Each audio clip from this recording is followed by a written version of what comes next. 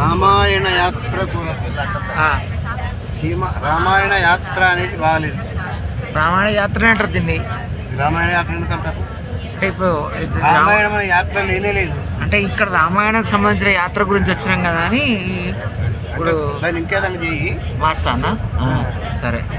సీమాంతర ద్వీపమైన శ్రీలంక జనలు ఏమా ప్రకృతిని గనగా మైమరిచిపోయే మనసులు అనేది ఇది ఎందుకో కొంత అక్కడ కరెక్టే ఉంది కానీ మయ్యనే వచ్చే వరకు అక్కడ రిధం వస్తలేదు.